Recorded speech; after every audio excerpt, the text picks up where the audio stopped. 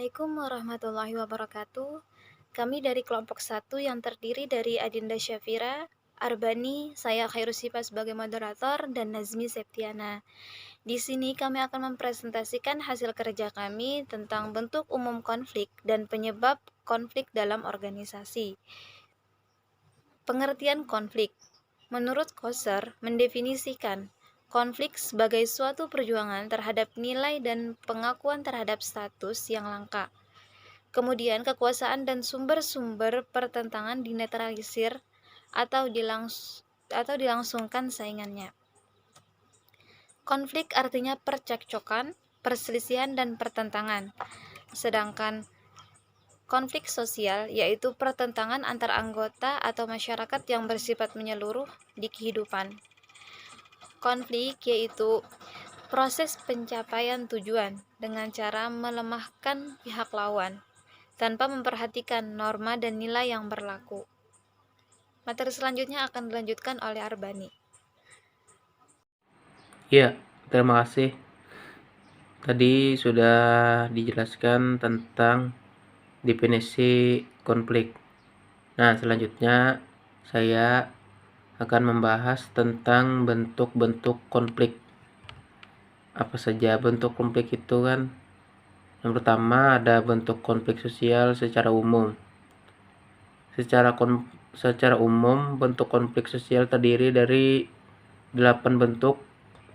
Yang pertama ada konflik pribadi, selanjutnya antar kelas, politik, rasial, internasional, antar suku bangsa, antar agama, serta ekonomi. Nah, mari kita bahas bentuk konflik sosial secara umum ini satu persatu. Yang pertama tadi kan konflik pribadi. Konflik pribadi ini biasanya terjadi dikarenakan ada dua individu yang mana sedang mengalami sebuah masalah pribadi dan saling tidak ingin menyadari kesalahan mereka masing-masing. Contohnya ialah ada dalam kehidupan sehari-hari biasanya sering terjadi.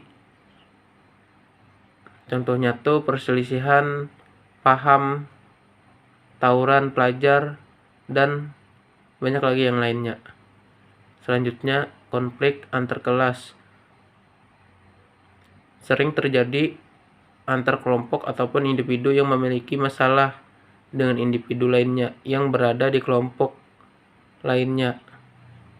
Contohnya yang sering terjadi misalnya saja ketika buruh mengadakan unjuk rasa kepada pimpinan perusahaan untuk minta naikkan gaji. Selanjutnya konflik politik. Konflik politik sering terjadi pada dua kelompok atau individu yang satu sama lain memiliki perbedaan pandangan dan prinsip dari masalah ketatanegaraan yang akhirnya berdampak perselisihan pandangan. Contohnya konflik politik misalnya terjadi perselisihan antara partai politik dengan partai politik lainnya saat merumuskan undang-undang. Selanjutnya ada konflik rasial. Konflik rasial merupakan konflik yang terjadi di antara konflik ras yang berbeda dikarenakan adanya kepentingan serta kebudayaan perbedaan satu sama lainnya.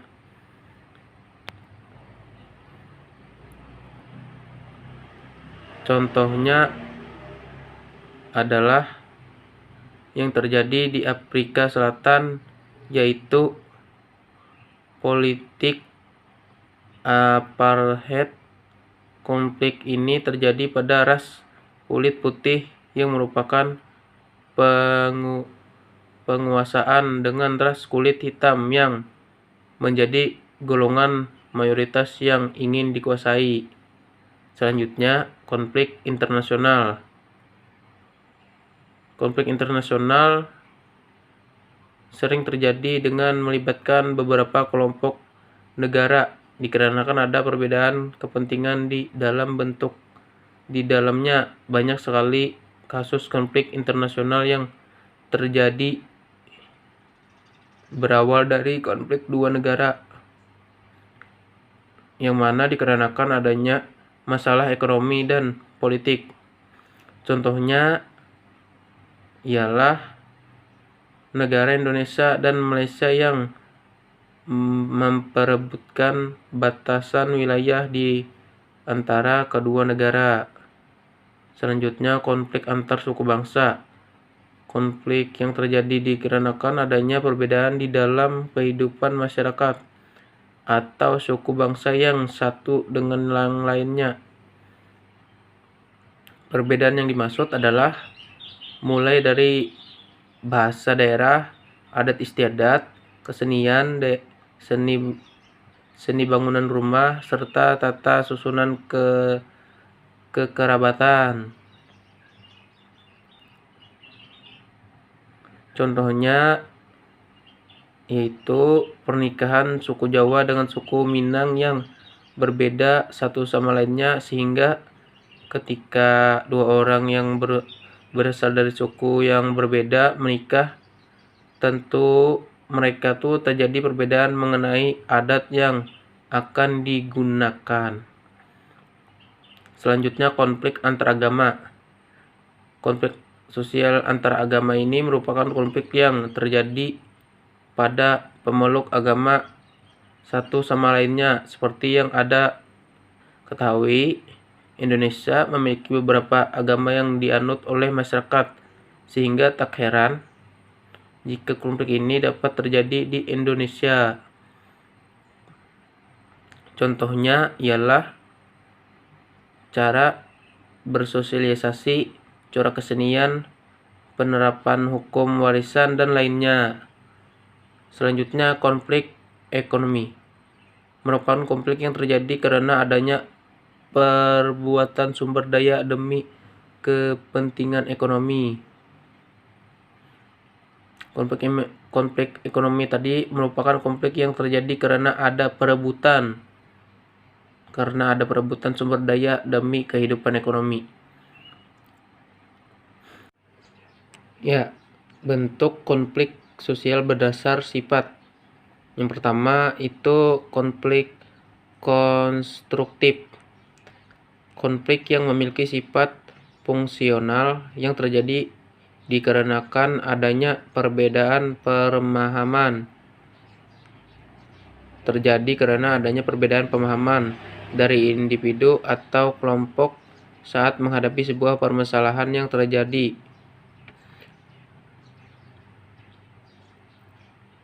Konflik konstruktif ini dapat menimbulkan konsensus dari berbagai pemahaman serta menciptakan sebuah perbaikan, sehingga konflik ini nantinya akan memberikan nilai positif pada pengembangan organisasi atau komunitas. Misalnya tuh dalam sebuah organisasi atau komunitas akan terjadi perbedaan pemahaman antara anggota satu sama lainnya. Selanjutnya ada konflik destruktif. Nah, tadi itu kan konflik konstruktif. Yang selanjutnya ini ada konflik destruktif. Konflik destruktif. Konflik konstruktif dan konflik destruktif ini tadi masuk dalam bentuk konflik sosial berdasar sifat. Apa itu tadi konflik destruktif? Ialah merupakan konflik yang terjadi dikarenakan adanya perasaan yang kurang senang, benci, bahkan dendam dari individu atau kelompok yang kepada pihak lainnya. Semacam tidak senang, benci, atau ada dendam. Jadi orangnya tuh sudah beranggapan lain, negatif kepada individu lainnya tuh.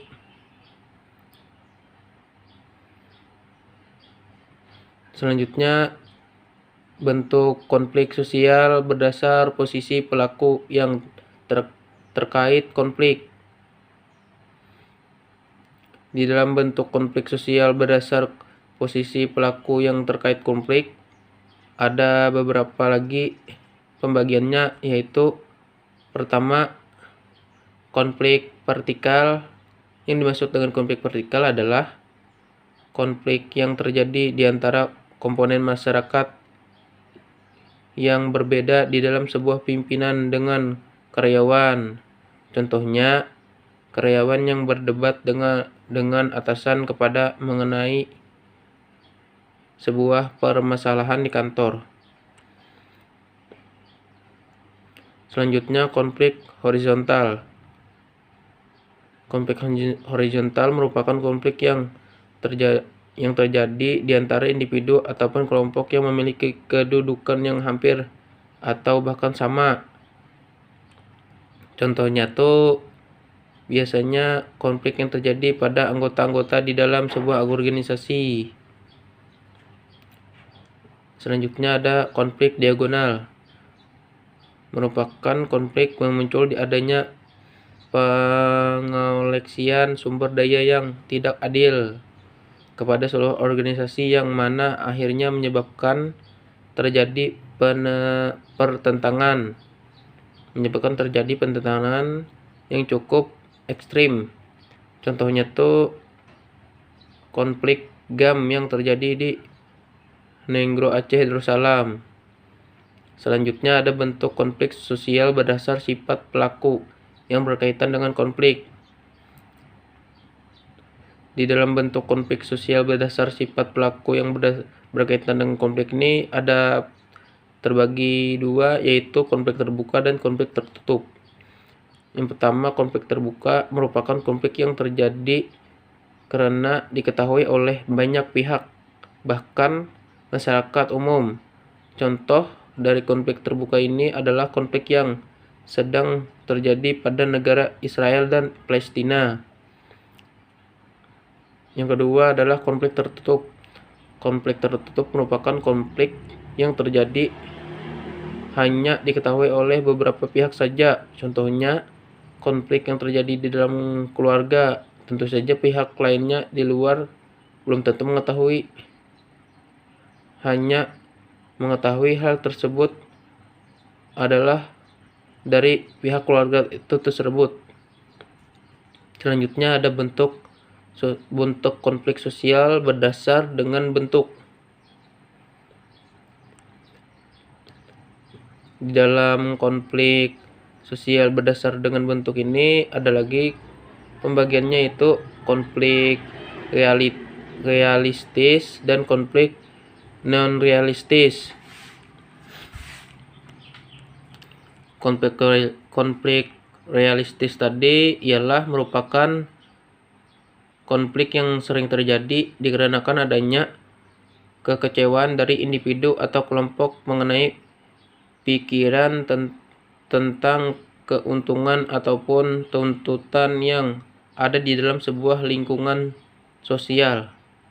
Contohnya ialah konflik realistis ini misalnya saja karyawan yang melakukan mogok bersama dikarenakan adanya ketidaksetujuan dengan pihak perusahaan. Selanjutnya, konflik non-realistis merupakan konflik yang mana tidak disebabkan karena ada tujuan-tujuan saingan yang saling bertentangan. Contohnya tuh ialah penggunaan jasa ilmu-ilmu gaib yang digunakan untuk membalas dendam. Selanjutnya ada bentuk konflik sosial berdasar pendapat Rabdahrendorf. Konflik sosial berdasarkan pendapat Rabdahrendorf yaitu konflik peran, konflik antar kelompok sosial, konflik antar kelompok yang sudah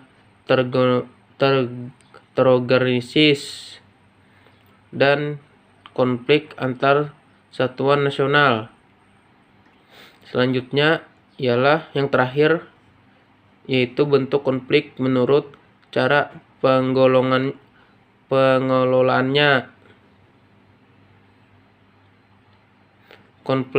Bentuk konflik menurut cara pengelolaannya itu, pertama ada konflik individu, adalah konflik yang terjadi di dalam diri individu karena ada hubungan erat dengan emosi individu. Yang kedua, konflik antar individu merupakan konflik yang terjadi antara individu dengan individu yang lain.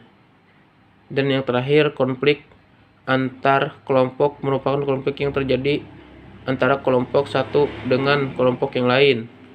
Nah, itu tadi ialah beberapa bentuk-bentuk konflik yang dapat saya bahas kali ini. Baiklah, saya akan menjelaskan tentang konflik berdasarkan pendapat Ralph Davidoff. Yang pertama, konflik peran. Konflik yang terjadi dalam sebuah peran sosial. Konflik peran ini merupakan kondisi di mana seseorang menghadapi berbagai harapan berbeda dengan peran yang dimilikinya. Yang kedua, konflik antara kelompok sosial. Konflik antara kelompok yang sudah terorganisir dengan kelompok yang tidak terorganisir, dengan konflik antara satuan nasional, misalnya antara partai politik, antara negara, antara organisasi internasional dan lainnya. Selanjutnya membahas tentang penyebab konflik dalam organisasi. Sebab-sebab umum yang sering menimbulkan konflik dalam suatu organisasi menurut Hardaja 1994. Nah, yang pertama, salah pengertian.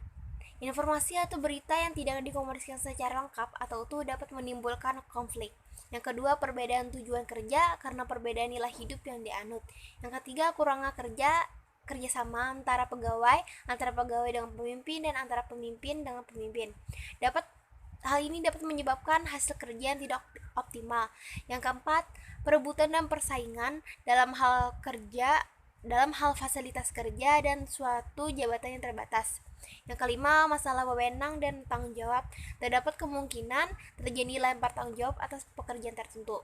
Yang keenam, pelecehan pribadi dan kedudukan.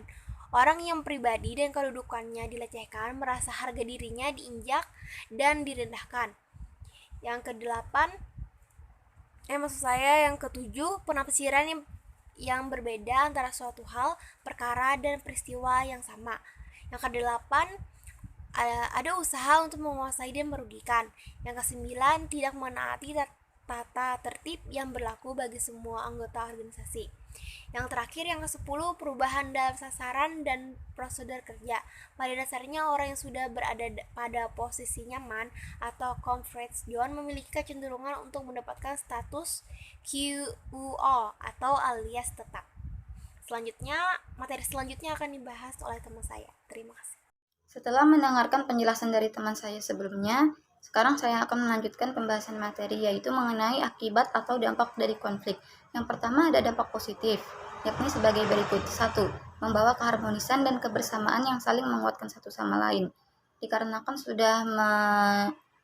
sudah mengatasi konflik yang sebelumnya, satu individu dengan satu individu lainnya yang terlibat konflik ini hubungannya menjadi lebih harmonis lagi. Dan untuk kedepannya lagi, mereka bisa menghindari bagaimana agar konflik ini tidak terjadi lagi. Lalu berikutnya, 2. Memahami akan dampak yang diakibatkan oleh konflik yang dilakukan, sehingga pengalaman masa lalu dapat dijadikan sebagai pelajaran berharga dalam bekerja. Seperti yang kita ketahui, pengalaman adalah guru yang berharga. Karena dari pengalaman ini kita jadi mengetahui bagaimana dan apa yang harus kita lakukan. Seperti halnya konflik yang sudah terjadi sebelumnya, kita sudah tahu bagaimana cara mengatasinya dan bagaimana mencari jalan keluarnya. Selanjutnya yang ketiga, konflik yang muncul akibat ketidakpuasan atas diberlakukannya peraturan tentang upah atau gaji dan jenis kesejahteraan lainnya yang sebelumnya ditentang. Boleh jadi oleh pihak manajemen pemberlakuannya ditunda atau dibatalkan.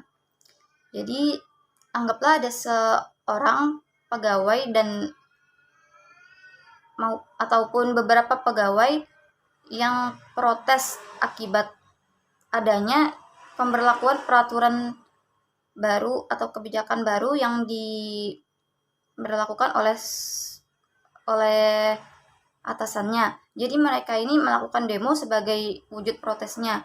Jadi demo ini adalah salah satu dari konflik. Dan dengan diadakannya protes ini, jadi pihak manajemen menunda atau bahkan dapat membatalkan pemberlakuan kebijakan yang baru ingin mereka berlakukan. Jadi yang sebelumnya ingin diberlakukan menjadi ditunda atau dibatalkan. Ini merupakan salah satu dampak positif dari konflik, yaitu demo. Selanjutnya, 4. Konflik yang timbul tetapi bisa diredam dan dikelola secara baik, dapat melahirkan kritik-kritik membangun, cerdas, kreatif, dan inovatif demi kebaikan organisasi secara keseluruhan, baik jangka pendek maupun jangka panjang. Lalu yang selanjutnya ada kelima, dapat mengambil hikmah dan bisa belajar bagaimana menghadapi perbedaan sifat, sikap, dan perilaku orang lain di tempat bekerja dari konflik. Yang pertama,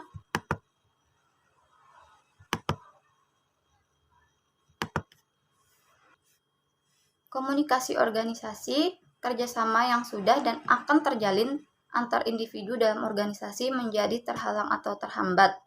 Karena jika ada konflik di dalam suatu organisasi, maka komunikasi organisasi pun menjadi terhambat karena mereka lebih fokus terhadap konflik tersebut. Dan kerjasama yang terjalin pun rasanya terasa tidak nyaman untuk dikerjakan. Lalu yang kedua, aktivitas produksi distribusi terganggu, bahkan mengakibatkan turunnya omset penjualan. Yang ketiga, pihak yang berkonflik rentan tersulut situasi atau hal lain yang memancing untuk berkonflik lagi. Jadi jika suatu konflik belum benar-benar tuntas, solusinya atau jalan keluarnya belum benar-benar tuntas, hal ini dapat memancing suatu individu untuk membuat konflik baru lagi. Lalu selanjutnya yang keempat, orang yang tidak ikut berkonflik ikut merasakan dampaknya. Jadi mereka merasakan dampaknya seperti situasi kerja yang tidak kondusif. Antar pegawai muncul saling mencurigai, salah paham, dan penuh intrik yang mengganggu hubungan antar individu akibat dari konflik ini. Lalu selanjutnya yang kelima, yang berkonflik merasa cemas, stres, apatis, dan frustasi terhadap situasi yang sedang dihadapi.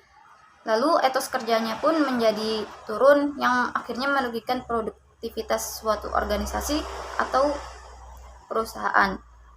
Yang keenam, yaitu dampak yang paling terburuk, yaitu bagi orang yang sedang berkonflik dalam suatu organisasi adalah stres yang berkepanjangan. Mereka biasanya jika mengalami stres berkepanjangan, mereka akan menarik diri dari pergaulan dan mangkir dari pekerjaan. Dan dengan mangkir dari pekerjaan ini, kemudian mereka diberhentikan atau bahkan berhenti karena merugikan perusahaan akibat dari etos kerjanya yang menurun. Sekian pembahasan mengenai dampak dari konflik. Kesimpulan dari makalah kami, konflik adalah percekcokan, perselisihan, dan pertentangan yang terjadi antar anggota atau masyarakat dengan tujuan untuk mencapai sesuatu yang diinginkan dengan cara saling menentang dengan ancaman kekerasan. Bentuk umum konflik terdiri dari bentuk konflik sosial secara umum, bentuk konflik sosial berdasar sifat, bentuk konflik sosial berdasar posisi pelaku yang terkait konflik, bentuk konflik sosial berdasar sifat pelaku yang berkaitan dengan konflik, bentuk konflik sosial berdasar dengan bentuk konflik sosial berdasar pendapat Dahrendorf, bentuk konflik menurut cara pengelolaannya. Konflik yang muncul dan terjadi dalam suatu organisasi atau perusahaan yang disebabkan oleh faktor apapun. memiliki konsekuensi atau akibat bagi seluruh elemen organisasi tersebut. Sebagai sebuah sebab, maka konflik juga membawa akibat positif dan akibat negatif. Sebab-sebab umum yang sering menimbulkan konflik dalam suatu organisasi menurut Agus Harjana 1994 antara lain salah pengertian, perbedaan tujuan kerja karena perbedaan nilai hidup yang dianut, perebutan dan persaingan dalam hal fasilitas kerja dalam suatu jabatan yang terbatas, masalah wewenang dan tanggung jawab, penafsiran yang berbeda atas suatu hal, perkara, dan peristiwa yang sama, kurangnya kerja sama antar pegawai, tidak mentaati tata tertib yang berlaku bagi semua anggota organisasi, ada usaha untuk menguasai dan merugikan, pelecehan pribadi dan kedudukan, serta perubahan dalam sasaran dan prosedur kerja. Sekian presentasi dari kelompok kami. Salah hilaf mohon dimaafkan. Wassalamualaikum warahmatullahi wabarakatuh.